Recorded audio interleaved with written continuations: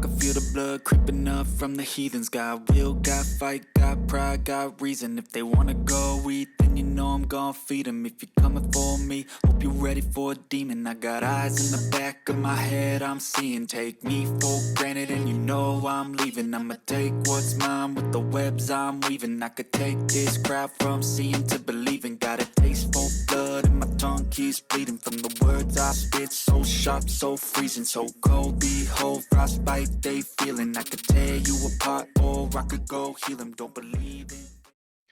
What's going on, Rangers fans? Welcome to yet another edition of From the Blue Seats, a New York Rangers podcast presented by DraftKings. I'm Jimmy Fanizzi. I hope you're having a wonderful day. Make sure you follow us on X and Instagram at BlueSeats94 and use the hashtag BlueSeats to chat with us on any and all topics at hand. Also, make sure you like and subscribe on YouTube and subscribe on all audio platforms, and be sure to rate us 5 stars. It would mean the world to us. This episode is truly something special. I never thought I would ever get this opportunity, but the fact that I did, it's leaving me feeling a bit extra thankful and blessed. I am getting the chance to sit down with the one and only Eva Erickson of Survivor 48, the latest season of Survivor. If you have not watched it yet, first of all, you should go check it out. It's really, really riveting stuff. As somebody who's never been a big fan of Survivor to begin with, watching her throughout that entire season really just left chills down my spine and tears in my eyes, quite frankly. It really is amazing what she went through to be on this show. We'll talk more about her story in a little bit. But Eva Erickson, truly a one-of-a-kind human being. She's one of the sweetest people I've ever gotten the chance to sit down and talk with.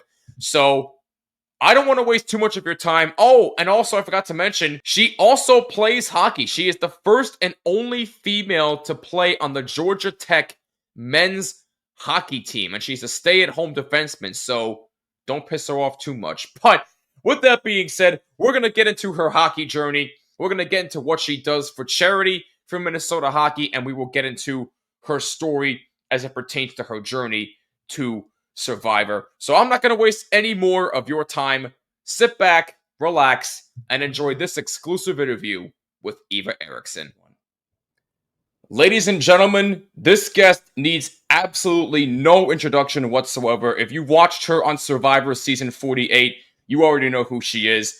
Please help me welcome on the one and only Eva Erickson. Eva, it is an absolute pleasure to speak with you. Welcome to the show. How are you, my friend? I'm great. Thanks for having me. I'm ready to rip. Hey, the pleasure is all mine. It's really is. I've never had an actual celebrity on the show before, so it's a first time for everything. But let's not waste any more time and just jump straight into this. Obviously, we're here to talk about your story about Survivor and get into all things hockey, but we'll get into that in a little bit. And we also have some fan-submitted questions for you later on if that tickles your fancy. But let's talk about Survivor first. First and foremost, how did you even hear about the show in the first place? Like, what attracted you to watch the show? I mean, it's a massive show. It's been around longer than I have. Like, it is an amazing, just cultural, significant show for sure. And I started watching at Georgia Tech with my hockey teammates there. The boys got me into it. And they were the ones who encouraged me to apply. So it was pretty cool to have that connection with them and then finally get on the show. Speaking of that, how did you even hear about the audition process?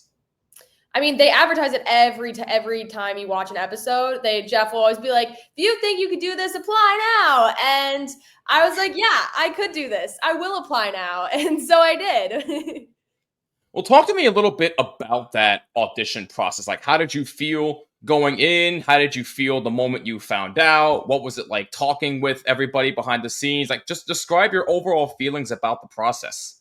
Yeah, I mean, it's a very long process. You start by just submitting a 3-minute audition video, right? And I just filmed that in the locker room after practice, had set up my phone, did it all in one take, and was just like, okay, that's it, send it off. And when I actually got like a call back, I was absolutely flabbergasted. Like, did not expect that at all. And then went into a interview process that was months and months. I like very in deep. They have you meet with a lot of people. You do psychological testing. You do like heart tests, making sure you're healthy, all these things that go in doing a swim test. And it was not, I think I had submitted a video in like February and heard a year and like a half later that I was finally going on the show. And when I finally got that call, I was so excited. I mean, they showed a clip of me finding out in the first episode. That's how they opened the show, was showing our reaction. So I was certainly just ecstatic. I was so excited.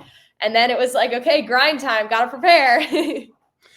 I know you sort of mentioned it. You said a year and a half long wait until you found out you were going to be on the show. I know some people that are watching or listening might be saying, oh, that's too much long of a wait. Why don't they find out earlier? But I really don't think people understand what actually goes into picking these contestants. I know there's so many people that audition. So just describe, like, as you were waiting, like, what were you feeling? Were you feeling confident? Were you feeling nervous? Like, what was your mindset as you were waiting?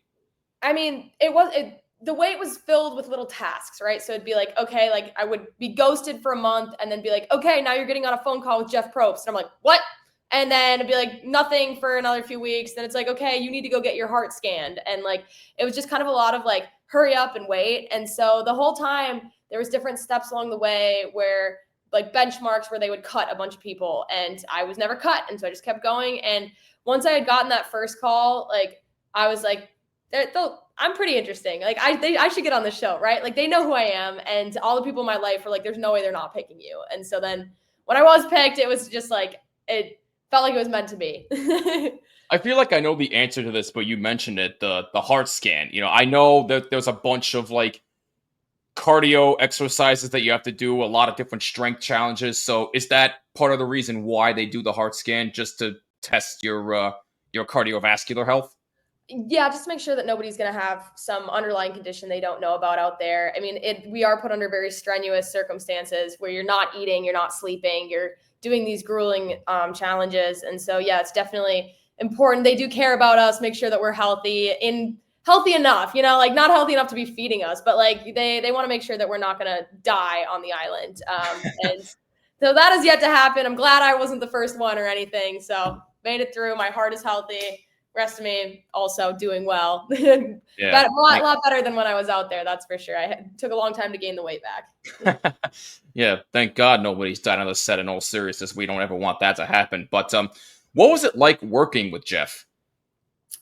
Jeff is so cool, for sure. He's just amazing at what he does. It's very impressive. The way he conducts the tribal councils, the way he narrates challenges, like being a little announcer there. It's crazy. He's one of a kind, for sure. What about the other contestants? I loved it. I had an amazing cast. I had an absolutely phenomenal cast. Like I'm almost everybody I keep in touch with, and I'm especially close to the four of us in the final four. Camilla, Kyle, and Joe are some of my closest friends. I feel so incredibly lucky to have met them through such a crazy experience. Yeah, we'll get into more about the finale in a little bit. But speaking of Joe, I do want to bring up the viral moment that literally had everybody talking around the world. And that was when you did that one challenge where you had a little bit of a breakdown and Joe came over and comforted you.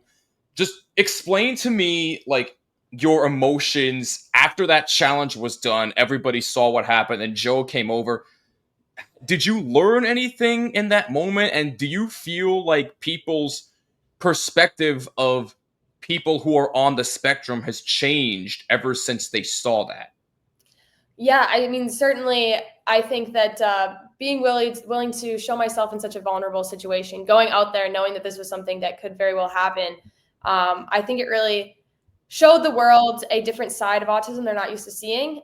Because I've certainly have never seen somebody have an episode like I did on any show, and so a lot of people getting to see what they experience on TV for the first time and recognize that that's okay to happen and that you can get past it and still be successful, and people won't think differently of you because of it. In fact, people thought even higher of me.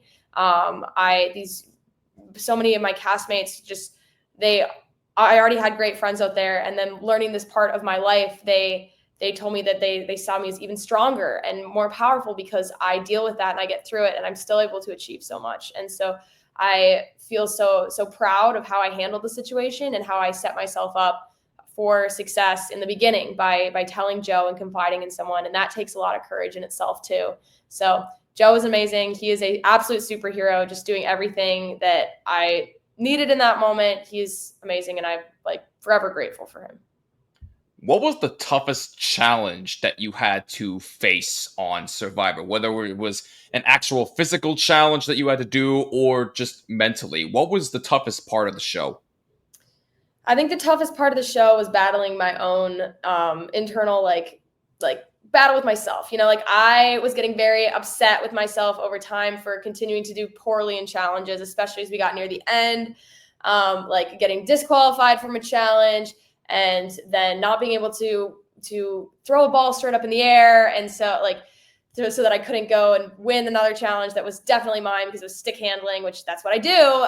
And so it was very that was very tough to have these things keep piling on me and then losing some motion, just all kind of building and being like, what's wrong with me? Why can't I do this? And having to then push through that, like the feeling of being so weak and useless, and then going on to have to regain this confidence in myself to be able to build a fire to stay in the game, which I'm very proud that I did. So it's just, that was probably the biggest like challenge was my own brain, not the physical conditions or the like stress of Survivor itself and the voting people out, whatever. No, it was certainly just my own like not believing in myself at parts, but pushed through that for sure. The fastest game on ice just hit another gear.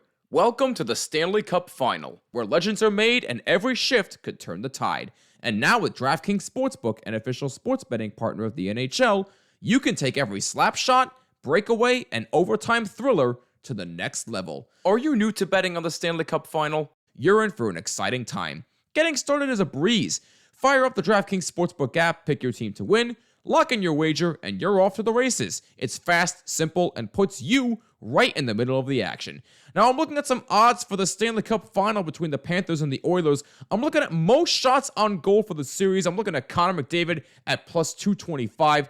That might be something I'd go after, but that's just me. What you want to bet on is up to you. And here's the kicker. New customers who bet just $5 will score $300 in bonus bets if their wager hits. That's right, turn $5 into a Stanley Cup Final payout. Download the DraftKings Sportsbook app now and use promo code THPN. That's promo code THPN to unlock $300 in bonus bets when your $5 bet wins. Only at DraftKings Sportsbook. The crown is yours. Gambling problem? Call 1-800-GAMBLER. In New York, call 877-8-HOPE-NY or text HOPE-NY at 467-369. In Connecticut, help is available for problem gambling. Call 888-789-7777 or visit ccpg.org. Please play responsibly on behalf of Boot Hill Casino and Resort in Kansas. 21 plus, age and eligibility varies by jurisdiction. Void in Ontario. Bet must win to receive reward. Bonus bets expire 168 hours after issuance. For additional terms and responsible gaming resources, see dkng.co/audio. Copyright 2025 NHL. We're talking to Eva Erickson here on From the Blue Seats, a New York Rangers podcast. Going back and watching the finale of season 48 of Survivor, how do you feel knowing that you came so far, overcoming your biggest demons, getting as far as you came? And part two is, what is the biggest lesson that you took away from being on the show? I think the biggest lesson, I think I just learned a lot about myself and who I am as a person and just what I can accomplish. I learned how I am just insanely loyal to the people I care about. And I knew that I was a loyal person in general, but I didn't realize how deep that went. And that even in this game for $1 million, I was not willing to backstab these people who I grew to love, and I still love them. And I am very proud of that, in having such strong commitment to the bonds I make, and just knowing also that I'm very sure of who I am, and that I'm very proud to show that. And the whole experience has just shown me how expressing myself and who I am can help so many other people. So I think those are things that I kind of discovered through this whole big Survivor experience for sure. And then, yeah, making it all the way to the end there was just amazing. And there was never a time in the series, like throughout all the episodes, that I had in my brain the thought that I was at risk. Like I was so solid with my alliances that I was like, I'm good. I'm locked in. I was just like, I got to keep finding a way forward. And I had that path, and I'm very proud that I did it.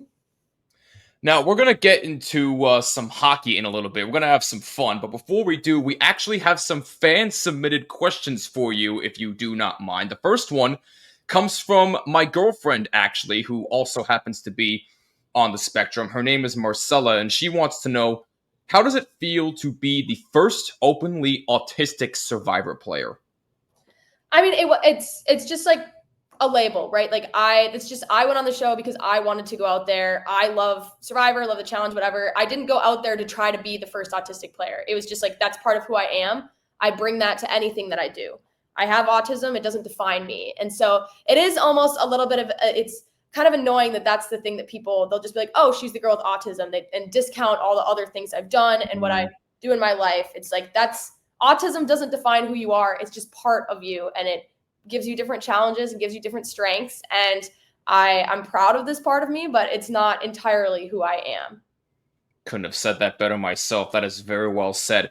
We have one via email here now from Tyler, and he asks, if you were to go into Survivor in a different season, what's one thing that you would change about your strategy going into the finale?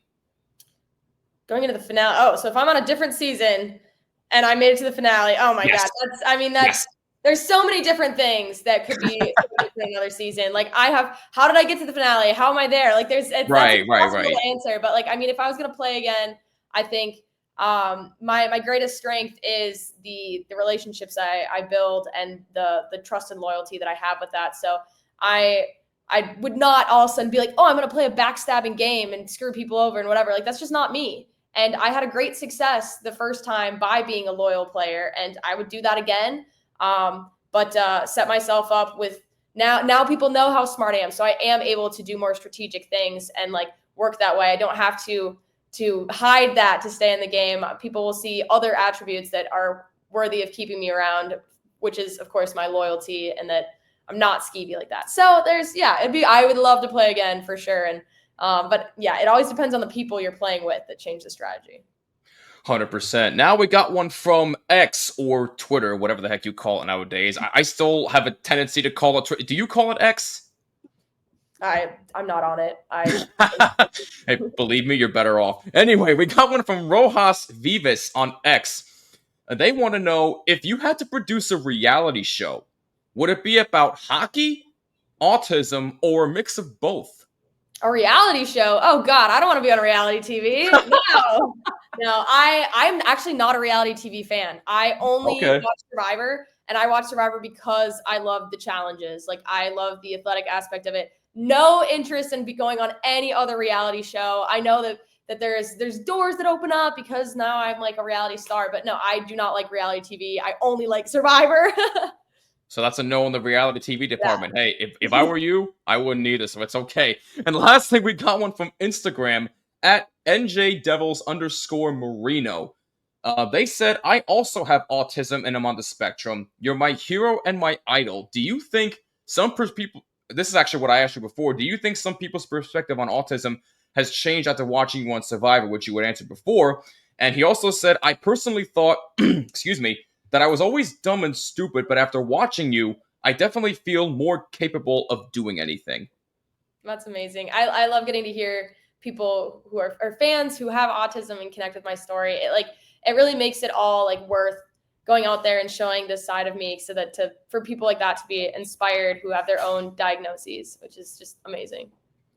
Yeah, as somebody who actually used to work with kids who had autism, and as somebody who is on the spectrum like you are, I can definitely vouch for that. It really is amazing to hear all these stories, and I really don't think that they get enough credit for the abilities that they have. Like, I feel like, I know you said it's just a label, and I 100% agree with you, but I feel like autistic people definitely have way more abilities than people think. To that, you say what?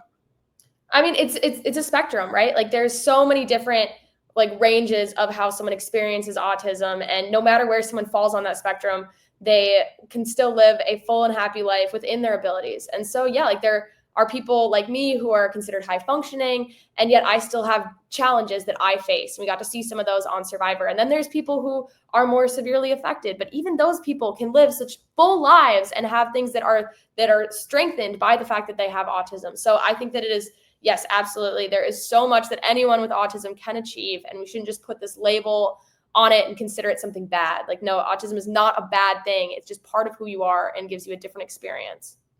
Couldn't agree with you more. Now let's have some fun with some hockey talk. I know you're a massive hockey fan, so I just gotta ask, first of all, how did you even get into hockey?